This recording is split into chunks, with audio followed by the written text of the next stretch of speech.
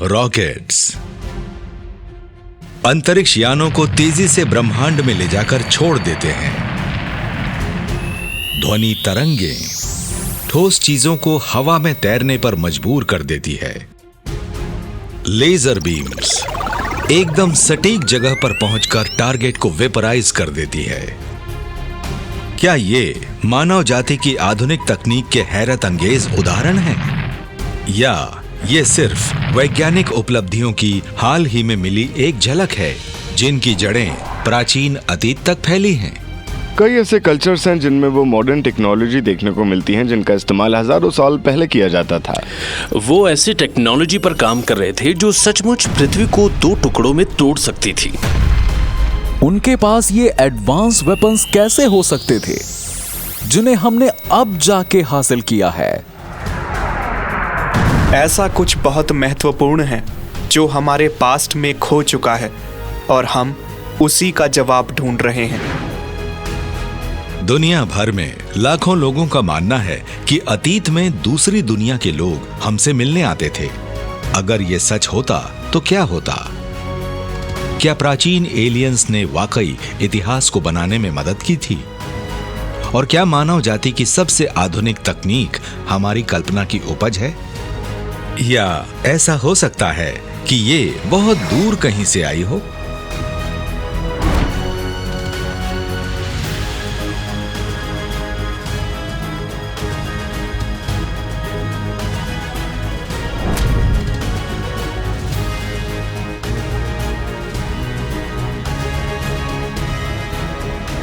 Science document mysteries पेश करते हैं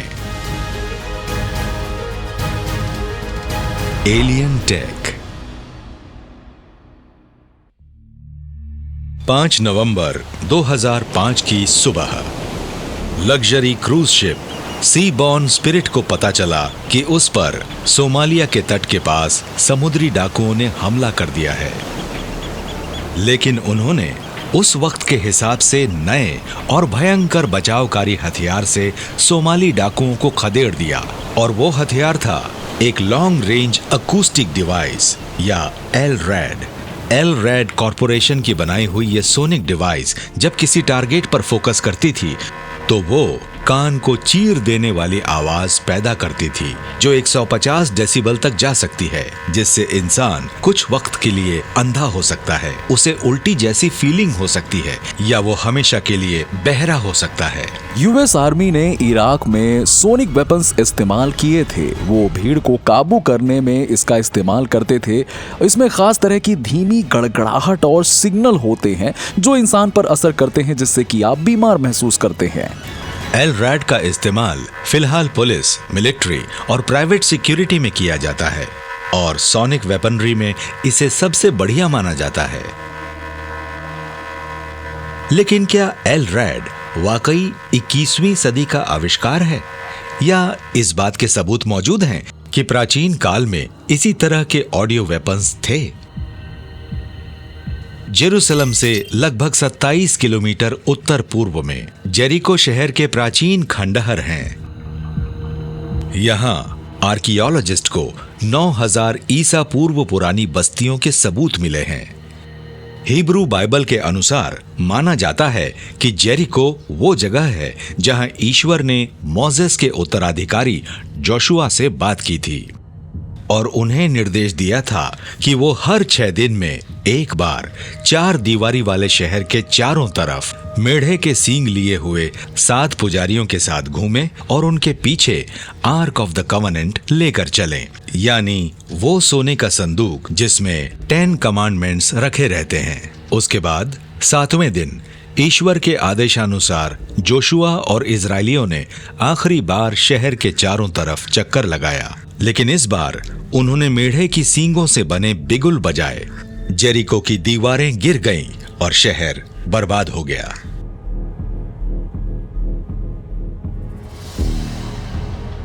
ओल्ड टेस्टामेंट में जोशुआ 6 में शोफर के बारे में साफ साफ लिखा है, जिसमें उसे एक बिगुल बताया गया है जिसे जेरिको की लड़ाई में दीवार गिराने के लिए इस्तेमाल किया गया था। धार्मिक विद्वानों के लिए जेरिको की दीवारों का ढह जाना एक चमत्कार था। आज के ज्यादातर वैज्ञानिकों और इतिहासकारों के हिसाब से वो तबाही शायद भूकंप की वजह से आई थी, लेकिन क्या ऐसा हो सकता है कि इसकी वजह कुछ और हो? क्या इजरायलियों के पास एडवांस्ड साउंड वेव टेक्नोलॉजी हो सकती थी? अगर ऐसा है तो वो कहां से आई थी? बाइबल में जेरिको की दीवार गिराने की एक इंटरेस्टिंग कहानी है। आर्मी से ये कहा गया कि बार बार दीवारों के चक्कर लगाएं और आखिर में सींग से बने बिगुल बजाएं और दीवारें गिर गईं। और हमें पता है कि एक चीज थी, द आर्क ऑफ कॉवेनेंट। ये रहस्यमयी और पवित्र हमेशा से उनके साथ थी, जो इस घटना और जेरिको की दीवारें गिराने में शामिल थी। ये आइडिया बड़ा इंटरेस्टिंग है कि इजरायलियों ने बड़ी बड़ी मोटी प्राचीन दीवारों को गिराने के लिए किसी सोनिक वेपन का इस्तेमाल किया था, जिससे कि वो उस शहर पर कब्जा कर सकें। तो वो किस तरह की टेक्नोलॉजी का इस्तेमाल कर रहे थे? ये बहुत ही शानदार लगता है कि उनके पास कोई एडवांस्ड एलियन टेक्नोलॉजी थी, क्योंकि वो साफ साफ यही तो बता रहे थे। लेकिन इसमें कोई शक नहीं है कि आर्क ऑफ द कॉवेनेंट एक हथियार था। उसे एक हथियार की तरह ही बताया गया है, खासकर जब इजरायलियों को कैनन को पार करने के बाद जेरिको से होकर गुजारना था। हमें नहीं पता कि वो टेक्नोलॉजी क्या थी, लेकिन आर्क और दीवारों के गिरने के बीच कोई संबंध तो जरूर था, और इसीलिए आर्क को शहर के चारों तरफ घुमाया गया था।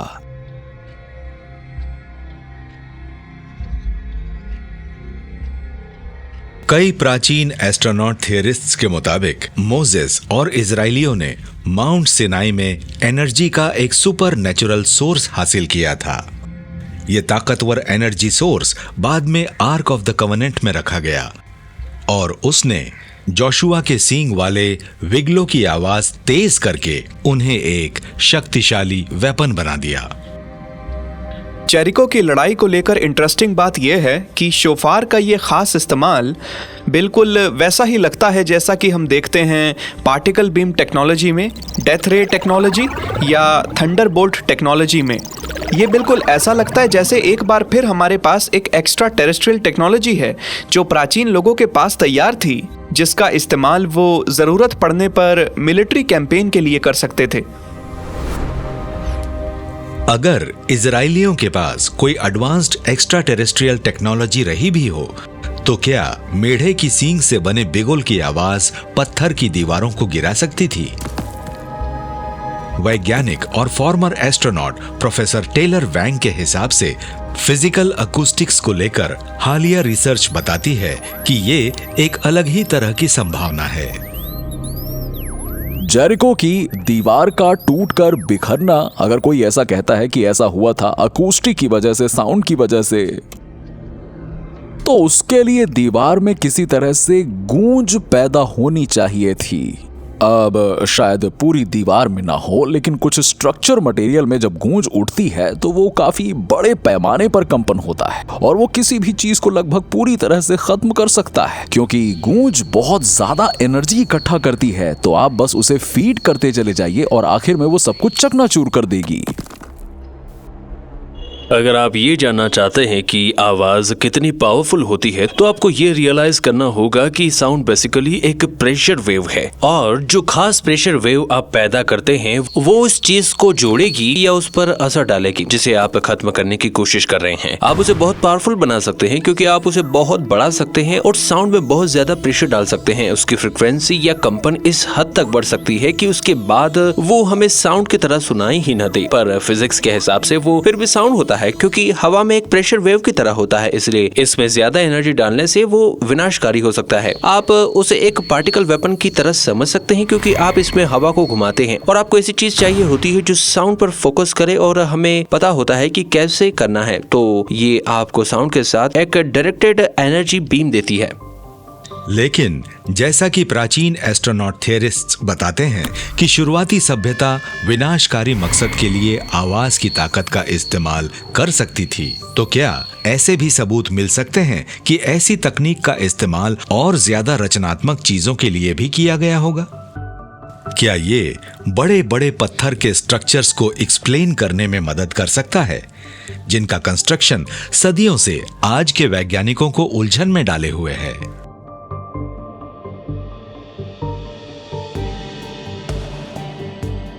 मायसीनी 2000 साल ईसा पूर्व इस प्राचीन मजबूत शहर का दक्षिणी ग्रीस पर दबदबा था। यहां किलेबंदी को जिस स्टाइल से बनाया गया था उसे साइक्लोपियन मैसनरी कहा जाता है, जिसमें बहुत बड़े बड़े लाइमस्टोन के पत्थरों को बिना गारे के एक साथ कसकर फिट किया गया था।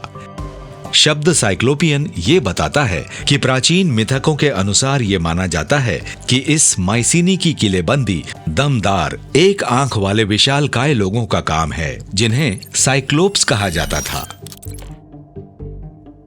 जब आप ग्रीस में मायसीनी को देखते हैं तो आपको एक अलग ही सभ्यता नजर आती है। ये एक ऐसा शहर है जिसे देखकर लोग कहते हैं कि सिर्फ साइक्लोप्स ही इसे बना सकते थे। ये शायद संयोग नहीं था कि साइक्लोप्स एक मिथिकल क्रिएचर थे, तो हम वास्तव में इस बात का सामना करते हैं जो लोग कहते हैं कि इंसान इसे नहीं बना सकते। वो इंसानों से ऊपर या कोई और ही रहा होगा जिसने इन दीवारों को बनाया है। और जब आप ये देखते हैं कि कई टन पत्थरों को इस तरह से इस्तेमाल किया है जो तकरीबन ग्रेविटी को नकारते हैं, और मुझे लगता है कि इसलिए हमें कहना होगा कि मायसीन वाकई उन इंसानों के बस के बाहर की बात है जो ग्रीक हिस्ट्री के उस खास वक्त और उस पीरियड में हुआ करते थे। बताया जाता है कि मार्सेनी ग्रीस में एट्रियो का खजाना है और वहीं पर एक पत्थर है जिसे उस खजाने के एंट्रेंस के ऊपर रखा गया है, और उस पत्थर का वजन है करीब 250 टन, जो कि बहुत ज़्यादा है। वो परफेक्ट है, देखकर यकीन नहीं होता। आज हमें उस चीज़ को इधर उधर ले जाने में बहुत मुश्किलें आएंगी। मैं ये नहीं कह रहा कि हम ऐसा कर नहीं सकते, हम ऐसा कर सकते हैं, बिल्कुल कर सकते हैं, लेकिन अगर ऐसा करने के लिए हमें आज की टेक्नोलॉजी के साथ भी मुश्किलें आती हैं, तो क्या ये कहना लॉजिकल होगा कि हमारे पूर्वजों ने ये काम किया होगा पिविट्स के सहारे या फिर रस्सियों और बड़े बड़े लकड़ी के रोलर्स के साथ? आप दुनिया भर के इन स्ट्रक्चर्स को देखिए, mines structure, pyramids, Greek temples, आप इन सब को देखिए। ये ब्लॉक सिर्फ बड़े ही नहीं हैं, बल्कि इन्हें किसी भी चीज से, यहाँ तक कि आज की हमारी सबसे अच्छी टेक्नोलॉजी से भी इधर उधर ले जाना नामुमकिन है।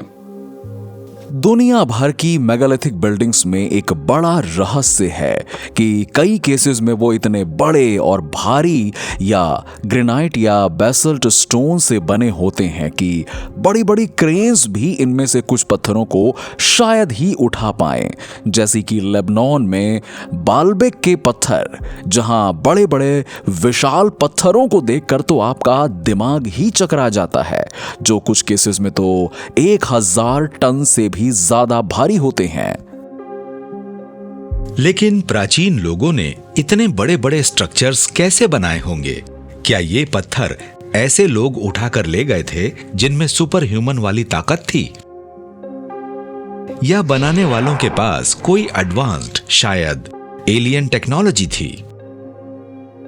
प्राचीन एस्ट्रोनॉट थियरिस्ट्स के मुताबिक इसका पता लगाया जा सकता है फिजिक्स के नियमों का अध्ययन करके नहीं, बल्कि अकूस्टिक के इंटरडिसिप्लिनरी साइंस और अकूस्टिक लेविटेशन के सिद्धांत के जरिए।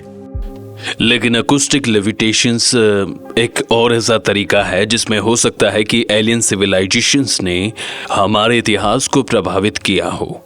और हाँ, इसके कुछ सबूत हैं, खासकर जब आप ऐसी कुछ रिसर्च को देखते हैं जो अकूस्टिक लेविटेशंस में यहाँ लैबोरेटरीज में की गई हैं।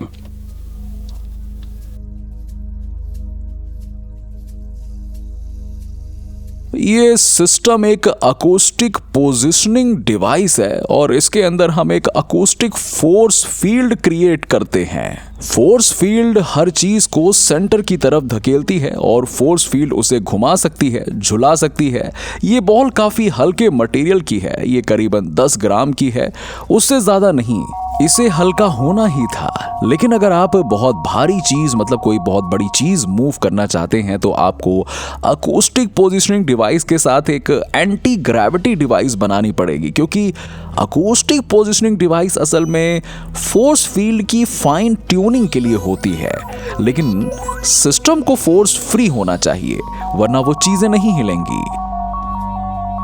लेकिन क्या ऐसा हो सकता है कि शुरुआती बिल्डर्स के पास अकूस्टिक टेक्नोलॉजी जैसी कोई चीज थी जिससे वो मेगा टन के बोल्डर्स और पत्थर के ब्लॉक्स को एक जगह से दूसरी जगह ले जाकर सावधानी से रख सकते थे?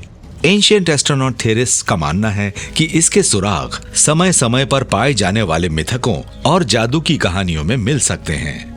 ऐसी कई प्राचीन कहानियां हैं जो बताती हैं कि कुछ मॉन्यूमेंट्स एकूस्टिक लेविटेशन की मदद से बनाए गए थे। स्टोनहेंज की लोकल कहानी ये बताती है कि उन बड़े पत्थरों को लेविटेशन के जरिए जादूगर मर्लिन के अलावा और कोई नहीं ले जा पाया था, क्योंकि ऐसा करना किसी आम इंसान के लिए पॉसिबल नहीं था। और उसके पास एक जादुई छड़ी थी जिससे वो पत्थरों की तरफ इशारा करता था और वो उठते थे और अपनी सही जगह पर जाकर जम जाते थे। ये बहुत ही बढ़िया कहानी है क्योंकि इनमें से कुछ पत्थर करीब 320 किलोमीटर दूर से वहां लाए गए थे। और सच कहूं तो प्राचीन कहानियां एक ब्रिज हैं हमारे लिए, यह पता लगाने के लिए कि हमारे पास्ट में क्या हुआ था। आवाज की ताकत से पत्थरों के लाए जाने की बहुत सारी कहानियां हैं। जब आप जादू की इन कहानियों को पढ़ते हैं तो वो दिलचस्प लगती हैं, जिसमें आप देखते हैं कि उन्हें मंत्र पढ़ने पड़ते थे। उन्हें मंत्रों के कुछ खास शब्दों का जाप करना पड़ता था। ऐसा लगता है जैसे कुछ वाइब्रेशनल फ्रिक्वेंसी फिजिकल एरिया में खास तरह का असर पैदा करती थी। मेरे हिसाब से तो ये बात बिल्कुल समझ में आती है कि किसी टेक्नोलॉजी का इस्तेमाल करना, जैसे कि जादू की छड़ी जो किसी एम्पलीफायर की तरह होगी। ऐसा हो ही नहीं सकता कि इंसान, यहाँ तक कि 1 लाख इंसान भी इस पत्थर को खींच पाए। उन्होंने ब्लॉक्स के चारों तरफ हाथ लगाकर एक्सपेरिमेंट किए, उसमें उतने हाथ लगा ही नहीं सकते। आप ब्लॉक्स को उठाने के लिए 2 लाख हाथ लगा ही नहीं सकते, और जब इतने सारे लोग मिलकर उसको लुढ़काते हैं तो मूव कैसे करेंगे? मुझे लगता है कि टेक्नोलॉजी का आवाज के साथ कुछ तो लेना देना था, और वो उसमें थोड़ी सी एंटी ग्रेविटी लेकर आए और उन्हें अपनी सही जगह पर ले जाकर रख दिया। लेकिन क्या एंशिएंट एलियंस ने एंटी ग्रेविटी और सोनिक लेविटेशन टेक्नोलॉजी का इस्तेमाल करके दुनिया के प्राचीन अजूबों को बनाने में शुरुआती इंसानों की मदद की थी? देखिए, कुछ भी हो सकता है। हम किसी भी तरह से ये नहीं कह सकते हैं कि इसमें एलियन का हाथ था या फिर नहीं, क्योंकि ह्यूमंस के पास उस वक्त टेक्नोलॉजी तो ना के बराबर थी। और देखिए, अर्थ को सिर्फ 4 अरब साल ही तो हुए हैं, लेकिन हमसे अरबों खरबों साल पहले के भी प्लैनेट्स हैं। उनकी टेक्नोलॉजी और उनकी नॉलेज इतना आगे हो सकते हैं कि हम सोच भी नहीं सकते हैं। अगर शुरुआती सभ्यताओं में बड़ी बड़ी ठोस चीजों को ऊपर उठाने की क्षमता थी, तो क्या ऐसा हो सकता है कि उनके पास उससे भी ज्यादा क्षमता रही हो? शायद उन्होंने उड़ने की शक्ति पर भी महारत हासिल कर ली हो। उड़न तश्तरियां, यूएफओज। बड़े बड़े हिस्टोरियंस का कहना है कि ये रहस्यमय चीजें ज्यादातर 20वीं सदी में दिखाई दी हैं। लेकिन एंशिएंट एस्ट्रोनॉट थियरिस्ट्स के मुताबिक अनआइडेंटिफिकेशन ऑब्जेक्ट्स पृथ्वी के आसमानों में हजारों साल से दिखाई देते रहे हैं। फ्लाइंग सॉसर्स और एंशिएंट स्पेसक्राफ्ट जैसी चीजों की तस्वीरें कुछ शुरुआती गुफाओं की पेंटिंग्स में मिलती हैं, जिनके बारे में हम जानते हैं। साइंटिस्ट कहते हैं कि गुफाओं की ये पेंटिंग्स 20 से 30 हजार ईसा पूर्व की हैं, और ये cave paintings Russia, China, Africa, south America और कई दूसरी जगहों पर हैं और उन्हें देखकर लगता है कि वो स्पेसक्राफ्ट जैसा ही कुछ है। आप बेबीलोन के प्राचीन सुमेरियन इंक्रिप्शन को जाकर देखें तो उनमें एक डिस्क दिखाई देती है जिसके पंख लगे हैं और लोगों को उनमें उड़ते हुए दिखाया गया है। और यही चीज प्राचीन इजिप्ट में भी नजर आती है जिसमें गोल्डन डिस्क दिखाई देती है और जिसके पंख निकले हुए हैं। आप जिस चीज के साथ डील कर रहे हैं वो शायद एक फ्लाइंग सॉसर है जो स्पेस में दिखाई देती है।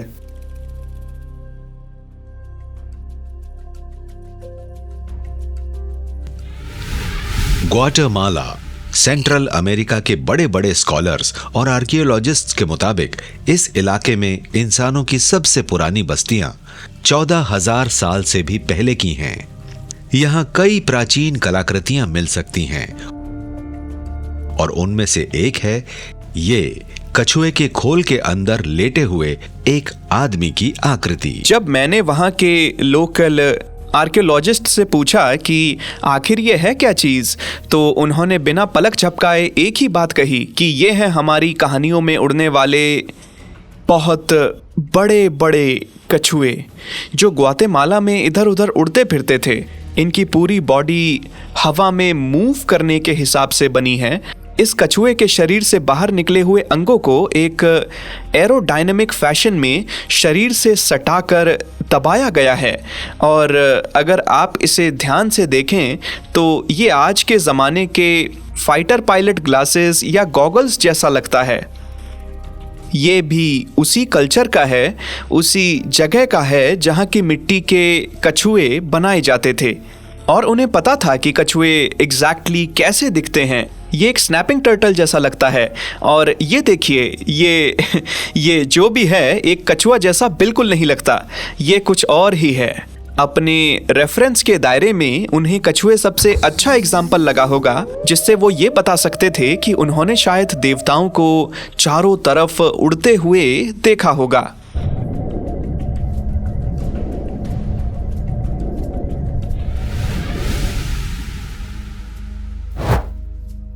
आधी दुनिया घूमने के बाद 329 ईसा पूर्व ग्रीक के महान शासक सिकंदर ने भारत पर आक्रमण करने का प्लान बनाया था, लेकिन प्राचीन लेखों के अनुसार आसमान से हुए एक अजीब से हमले ने उसकी सेना को नाकाम कर दिया। जब सिकंदर की सेना सिंधु नदी को पार करने और भारत पर हमला करने के लिए तैयार हो रही थी तो अचानक से आसमान पर उड़न तश्तरियां नजर आईं और उन्होंने सिकंदर की सेना के हाथियों पर बमबारी करना शुरू कर दिया। और फिर उन उड़न तश्तरियों ने जो किया उससे सिकंदर की अपनी सेना के हाथियों में भगदड़ मच गई और फिर वो उसकी सेना में बेकाबू होकर दौड़ पड़े और फिर उन्होंने कैंप्स और बाकी सब चीजों को कुचल डाला। और फिर उसके बाद सिकंदर के जनरल्स सिकंदर से मिले और उन्होंने कहा कि हम भारत नहीं जाने वाले, हमने सोच लिया है कि बस हम वापस लौट जाएंगे और इस वॉर कैंपेन को बंद कर देंगे। लेकिन चाहे प्राचीन काल में हो या हाल ही में, इन उड़न तश्तरियों को लेकर अक्सर यही कहा गया है कि इन पर ग्रेविटी या फिजिक्स के बुनियादी नियमों का असर नहीं पड़ता है। मैं जानता हूं कि जिन लोगों ने आज के जमाने में एक्स्ट्रा टेरेस्ट्रियल व्हीकल देखे हैं उनका कहना है कि दुनिया में ऐसा कैसे हो सकता है, जैसे कि आसमान में घूमते हैं और ये 32,000 किलोमीटर प्रति घंटे की रफ्तार से चलते हैं और रफ्तार कम किए बिना दाहिने हाथ की तरफ मुड़ जाते हैं। ये किया ही नहीं जा सकता नॉर्मल एरोडायनेमिक्स इस्तेमाल करके। जब जेट्स को तेजी के साथ फ्लाइंग सॉसेस के पीछे भेजा गया तो बताया जाता है कि सॉसेस बहुत तेज रफ्तार से अचानक से दाईं तरफ मुड़ गईं और फिर उनकी रफ्तार को देखकर लगा कि ये तो एरोमेटिक मेन्यूज में ये तो बिल्कुल भी नहीं हो सकता। और इसे इस तरह से समझाया जा सकता है कि वो लोग किसी ऐसी टेक्नोलॉजी का इस्तेमाल करते हैं जिससे ग्रेविटी कंट्रोल कह सकते हैं। ये आर्टिफिशियल ग्रेविटी होती है। तो जब आप एक ग्रेविटेशनल फील्ड के अंदर होते हैं जो आपने अपने क्राफ्ट के चारों तरफ खुद बनाई हो तो पृथ्वी की ग्रेविटी का आप पर कोई असर नहीं पड़ता।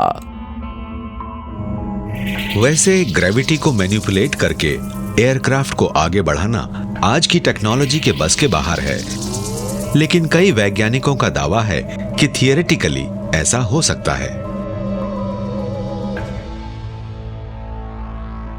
डेविस, कैलिफोर्निया में इन्वेंटर डॉक्टर पॉल मॉलर ने न्यू एरा नाम के एक रिक्रिएशनल फ्लाइंग व्हीकल के साथ रियल लाइफ साइंस की सीमाओं को टेस्ट किया।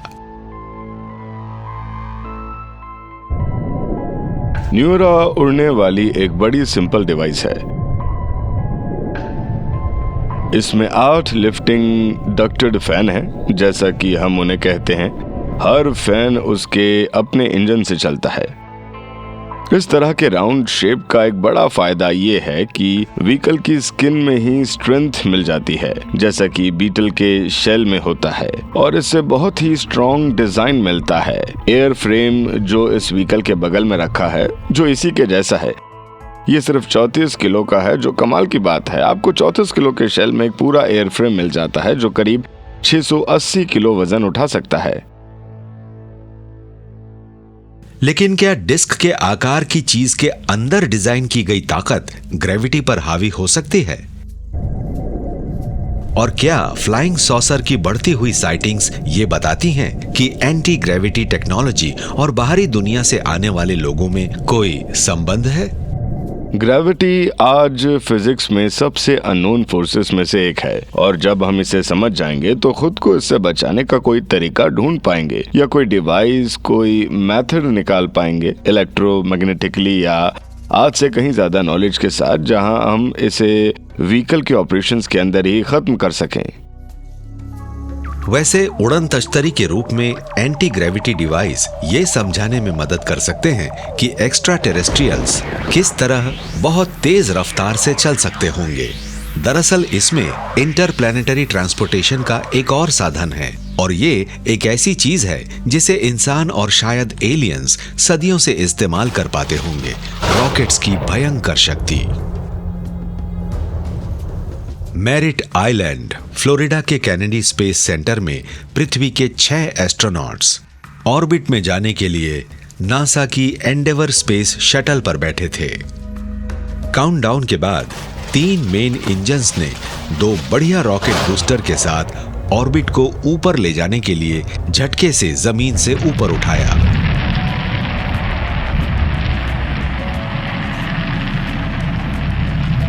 मैं तो सबसे कहता हूं कि एक दिन किसी रॉकेट लॉन्च का हिस्सा बने, क्योंकि ये जिंदगी बदल देने वाला मोमेंट होता है। जब आप वहां खड़े होते हैं कुछ किलोमीटर दूर, तब भी आप उस पावर को महसूस कर सकते हैं। जब रॉकेट स्पेस में जाने के लिए उड़ता है, आपके पेट में गुड़गुड़ाहट होती है, वाइब्रेशन होता है, और आपको तेज आवाज सुनाई देती है, और वो बड़ा शानदार और कमाल का नजारा होता है। लेकिन क्या इंसानों के साथ अंतरिक्ष उड़ानें हाल ही में होने लगी हैं, या हमारे प्राचीन पूर्वजों ने भी ऐसी चीजें देखी होंगी? इसमें कोई शक नहीं है कि अगर हम इस प्लैनेट को पूरी तरह से इन्वेस्टिगेट करें तो पता चलेगा कि 1969 में एक आदमी के साथ चंद्रमा पर जाने से पहले ही शायद इस प्लैनेट के लोग चंद्रमा पर जा चुके हैं। इंटरेस्टिंग बात यह है कि एंशिएंट टेक्स्ट और किस्से कहानियों में भी हमें बिल्कुल एक ही बात बताई गई है कि जब भी देवता प्रकट होते थे तो वहां पर बहुत सारा धुआं, बहुत आग, बहुत तेज आवाज और जमीन की कपकपाहट की आवाज होती थी। जब रॉकेट उड़ान भर रहे हों तो पीछे खड़े रहना और रास्ते से हट जाना ही सबसे अच्छा होता है। और बहुत सारी प्राचीन कहानियां इसी के बारे में हैं। जब देवता आते थे और चले जाते थे तो शायद ये रॉकेट या दूसरे एरोस्पेस व्हीकल्स ही उतरते और वापस उड़ान भरते थे, जो कि बहुत धुआं और आवाज करते थे। लेकिन क्या शुरुआती इंसान को वाकई रॉकेट टेक्नोलॉजी की नॉलेज रही होगी? अपना पक्ष रखने के लिए प्राचीन एस्ट्रोनॉट थियरिस्ट्स प्राचीन दुनिया की कई संस्कृतियों में पाए जाने वाले रॉकेट्स के अनगिनत और ठोस विचारों की तरफ इशारा करते हैं। जब आप इस सब्जेक्ट पर काम करते हैं और एंशिएंट लिटरेचर को देखते हैं तो आपको इस नजरिए से देखना होगा कि वो सिविलाइजेशन इसे किस तरह से एक्सपीरियंस करती थी, जिसके पास साइंस और टेक्नोलॉजी को समझने के लिए कोई आधार नहीं था। इसलिए मुझे लगता है कि प्राचीन काल में ऐसे लोग थे जिन्होंने ये चीजें देखी थी और जिस तरह से उन्हें रिपोर्ट किया गया वो मेटाफोर्स में होगा, ऐसे तरीकों से जो उनकी समझ के बाहर के रहे होंगे। चाइना में हवा में उड़ने वाले ड्रैगन की कहानियां हैं। वो बहुत आवाज करते थे, उनमें रॉकेट्स की तरह ही धुआं निकलता था और आग निकलती थी। चाइना के पहले एम्परर धुएं और आग के साथ धधकते हुए ड्रैगन पर उतरे थे और जब भी वो ड्रैगन दिखाई देता था तो धरती कांपने लगती थी और हर कोई डर जाता था और जमीन पर गिर जाता था। अब जाहिर है कि वो बायोलॉजिकल नेचर में कोई ड्रैगन कोई जिंदा जानवर नहीं रहा होगा कि वो एक मशीन थी जिसे गलत बताया गया था।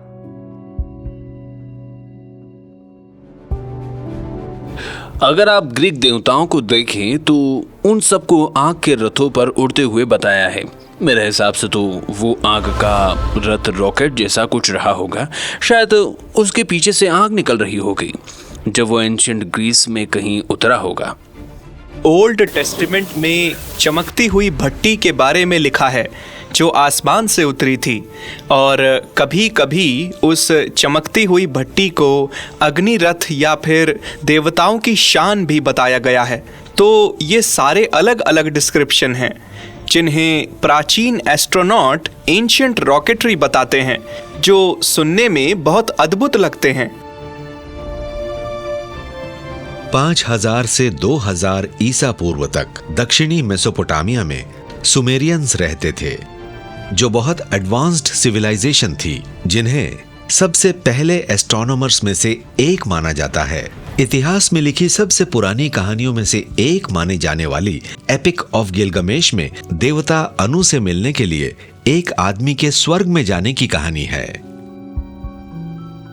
गिलगमेश एपिक जो सुमेरियन के जमाने का है, जिसमें एक जगह लिखा है कि हीरो गिलगमेश पृथ्वी से ऊपर उड़ा और उसने बताया कि ऊपर से पृथ्वी कैसी दिखती है। बढ़िया है, ये पहली उड़ान की पुरानी कहानी है। जिस सबसे प्राचीन सभ्यता का हमारे पास रिकॉर्ड है वो है सुमेरियन कल्चर, और उसमें एक चीज बताई गई है जिसका नाम है शैम। ये शैम देखने में बहुत हद तक आज के जमाने के स्पेस कैप्सूल जैसा है जिसे हम रॉकेट के ऊपर रखते हैं। पुजारी देवताओं से बात करने के लिए इस शैम के अंदर जाते थे, या कभी कोई इंसान स्वर्ग में जाता और वापस आता था। तो ये बड़ा इंटरेस्टिंग टर्म है जिसे 3800 ईसा पूर्व के कल्चर में इस्तेमाल किया गया था, और ये बहुत हद तक आज के रॉकेट के डिस्क्रिप्शन के साथ मेल खाता है। क्या शुरुआती इंसान के पास वाकई इतनी बढ़िया समझ रही होगी जिसे आज हम रॉकेट प्रोपल्शन कहते हैं? पहली शताब्दी ईस्वी में औद्योगिक क्रांति से लगभग 2000 साल पहले हीरो नाम के एक ग्रीक मैथमेटिशियन और इंजीनियर ने भाप से चलने वाला एक इंजन बनाया जिसे उन्होंने नाम दिया ईलोपाइल। प्राचीन दुनिया के एक महान आविष्कारक अलेक्जेंड्रिया के मशहूर हीरो थे, जिन्होंने हर तरह की चीजों का आविष्कार किया और एक ऐसी चीज का आविष्कार किया जिसे हम रॉकेट टाइप मोटर कह सकते हैं। और सच में कुछ इसी तरह से रॉकेट टेक्नोलॉजी की शुरुआत हुई, और हमें नहीं पता कि हीरो को ऐसे कई आइडियाज कहां से मिले। हो सकता है कि एलियन से आए हों। टिंडल विजन लेबोरेटरी के फाउंडर जॉन रॉबर्ट टिंडल ने हीरो के ईलोपाइल को एक छोटे पैमाने पर बनाकर चलाया। अब कन्वेंशनल स्टीम इंजन के बारे में हमें लगता है कि उसमें पिस्टन होते थे जो उसे पावर देते थे, लेकिन ईलोपाइल में ये अपोजिंग जेट्स इस्तेमाल किए गए हैं। तो ये एक थ्रस्ट पैदा करता है, और ये थ्रस्ट एक रॉकेट जैसा नहीं होता जो उसे झटके से ऊपर ले जाता है, बल्कि उसे घुमाता है, और उसमें जो स्टीम टर्बाइन होते हैं वो उसे तेजी से घुमाते हैं। ये बिल्कुल वैसे काम करता है जैसे इसने 1st सेंचुरी एडी में किया था। इसे आमतौर पर पहला वर्किंग स्टीम इंजन माना जाता है, ये पिस्टन वाले क्लासिक स्टीम इंजन की बजाय एक टरबाइन की तरह काम करता है, लेकिन ये बहुत खास है क्योंकि ये लेता है कंप्रेस्ड गैस और उसे एनर्जी में बदल देता है। वाओ, इसमें बहुत एनर्जी है। स्टीम। हीरो का स्टीम रॉकेट इंजन ईलोपाइल का अनुवाद है the ball of Aeolus. Greek mythology में इयोलस हवाओं के देवता थे।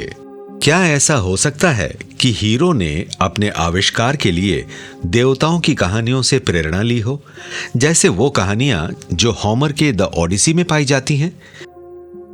या हो सकता है उन्हें खुद देवताओं ने मदद की हो? कुछ लोगों का कहना है कि इसमें एलियंस का हाथ था। एलियंस ने उन्हें ये मशीन बनाना सिखाया था, लेकिन मुझे ये आइडिया ज्यादा सही लगता है कि वो पिछली पीढ़ियों के पुराने टेक्स्ट को देखते थे और इसे कैसे बनाया जाए इसका आइडिया उन्हें एक्स्ट्रा टेरेस्ट्रियल से मिला था, लेकिन वो उनसे बहुत पहले के थे और वो टेक्स्ट उनके हाथ लग गए थे और इसके बाद उन्होंने कई सारी चीजें बनाई जो टेक्स्ट उन्हें मिले थे उनकी मदद से। लेकिन क्या प्राचीन लेखों और कहानियों में पाए गए रॉकेट और दूसरी दुनिया के डिवाइस इस बात का सबूत देते हैं कि बहुत पहले एक्स्ट्रा टेरेस्ट्रियल्स देखे गए थे? शायद इसका जवाब एक अलग ही जगह पर मिल जाएगा, यूएस मिलिट्री के हाथों में। मई 2010 में कैलिफोर्निया के तट से दूर यूएस नेवी ने एक गुप्त परीक्षण के दौरान एक पावरफुल नए हथियार से एक हवाई ड्रोन को मार गिराया जिसमें कोई इंसान नहीं था। एक लड़ाकू जहाज से गोलाबारी करते हुए लगभग 3.25 किलोमीटर की दूरी पर एक तेज लेजर एनर्जी वाली किरण करीब 480 किलोमीटर प्रति घंटे की रफ्तार से चलने वाले टारगेट को जलाती हुई निकल गई। लेकिन क्या ऐसा हो सकता है कि डेथ रेज कहलाने वाली किरणों का इस्तेमाल पहले भी किया गया हो, शायद प्राचीन काल में? मुझे पूरा यकीन है कि पहले कभी पृथ्वी पर एडवांस सिविलाइजेशंस रही हैं जिनमें ऐसी चीजें थीं जिन्हें डेथ रे कहा जाता था। इसका इस्तेमाल एक हथियार की तरह किया जाता था या इसे इस्तेमाल करते हुए देखा गया था? ये बहुत खुला सवाल है। 2014 ईसा पूर्व में सिसिलियन शहर सिरक्यूज में रहने वाले ग्रीक्स रोमन लड़ाकू जहाजों के एक दस्ते से हमले की तैयारी कर रहे थे। हालांकि वो अपनी से बड़ी सेना से कम थे, लेकिन प्राचीन लेख बताते हैं कि सिरक्यूज को एक रहस्यमयी और ताकतवर नए हथियार ने बचाया था। शायद सबसे मशहूर प्राचीन डेथ रे वो थी जिसे ग्रीक इन्वेंटर आर्किमिडीज ने बनाया था। वो इस बड़े से मिरर और पैराबोलिक डिस्क को बनाकर सूर्य की किरणों को जहाजी दस्ते पर फोकस करके इन जहाजों को जला सकते थे। तो ये प्रिमिटिव टाइप की डेथ रे थी जो काम करती थी। लेकिन आर्किमिडीज ने एक कभी ना हारने वाले हथियार की कल्पना कैसे की होगी जो उस वक्त की किसी भी चीज से ज्यादा एडवांस थी?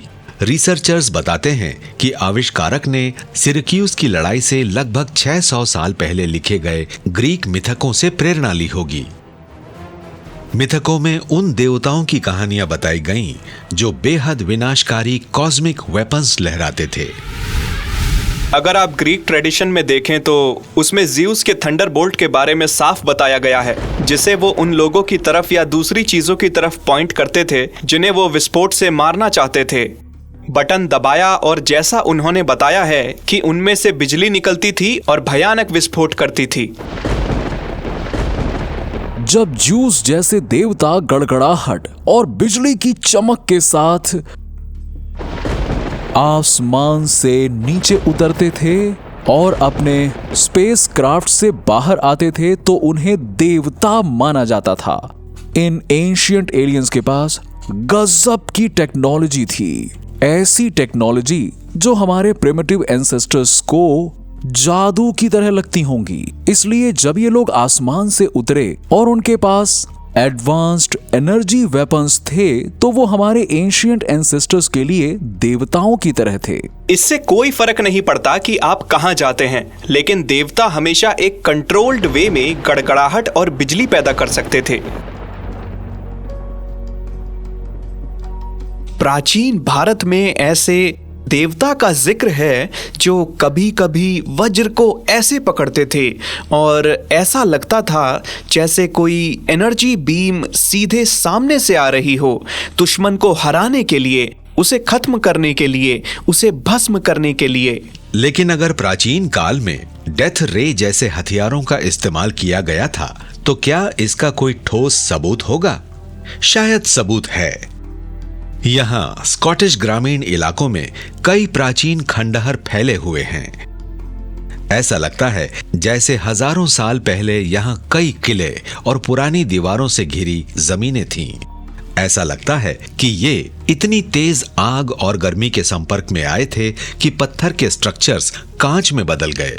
ये एक ऐसी प्रक्रिया है जिसे विज्ञान की भाषा में विट्रिफिकेशन कहा जाता है। यहाँ ये पत्थर की बिल्डिंग है जिनके बाहर के एनालिसिस से पता चलता है कि इन्हें लगभग 1000 डिग्री सेल्सियस से ज़्यादा टेम्परेचर पर गर्म किया गया था। कन्वेंशनल फायर इतनी गर्मी तक नहीं पहुंच सकती। इसके लिए आपको 1000 डिग्री सेल्सियस पर एक लंबे समय तक लगातार जलाना पड़ेगा। और ऐसा क्यों है कि सिर्फ यही किले इस तरह से जले हैं जिससे ये बाहर से मिट्टी के बर्तनों की तरह चमकते हैं? ऐसा क्यों है कि ये चीजें आपको इसके आसपास के पत्थरों पर दिखाई नहीं देती? और इससे भी इंटरेस्टिंग बात यह है कि ऐसा क्यों है कि इनमें से कई नॉर्दर्न स्कॉटलैंड के इस छोटे से इलाके में ही जमा हैं। मुझे लगता है कि ये इस बात का साफ सबूत है कि यहाँ डेथ रेस का इस्तेमाल किया गया है। केल्टिक की कहानी के अनुसार एक बार लू नाम का एक देवता था जिसे चमकने वाला देवता, सूर्य देव और युद्ध का देवता भी कहा जाता था। ग्रीक गॉड ज़्यूस की तरह लू के बारे में भी कहा जाता था कि वो एक जादुई भाला चलाते थे जो उनके साथ के ग्रीक देवता के वज्र से अलग नहीं था। हमारे पास ऐसे देवताओं की कई कहानियां हैं जो पावरफुल थे, जिनके पास ऐसे हथियार थे जो उनके वक्त में एक्स्ट्रा ऑर्डिनरी लगते थे। एक महान सेल्टिक देवता थे लूग, जिनके पास एक भाला था जो आग और बिजली उगल सकता था और बहुत नुकसान कर सकता था। ये एक शानदार हथियार था। एक बात तो साफ है कि वो किसी भी सिचुएशन में चल जाए तो किसी पर भी हावी हो सकता था। जब युद्ध नजदीक आ जाता था तो लू अपना भाला निकालते थे और वो भाला गरजता था और फिर उसमें से आग की लपटें निकलती थीं और वो दुश्मनों को चीर डालता था और मार काट करने से कभी थकता नहीं था। वो एक कमाल का हथियार था। तबाही का हथियार। मतलब हम और किस तरह से उन तमाम विट्रीफाइड किलों को एक्सप्लेन कर सकते हैं जिनके पत्थरों की सतह कांच की तरह चिकनी है और ये धब्बे सिर्फ नॉर्दर्न स्कॉटलैंड के बहुत घने इलाकों में पाए जाते हैं और कहीं नहीं। और ये सोचने वाली बात है। क्या ऐसा हो सकता है कि केल्टिक कहानियां जिसे लू बता रही हैं वो असल में एक एलियन जनरल या कोई दूसरा एक्स्ट्रा टेरेस्ट्रियल लीडर हो जिसके पास विनाशकारी हथियार थे?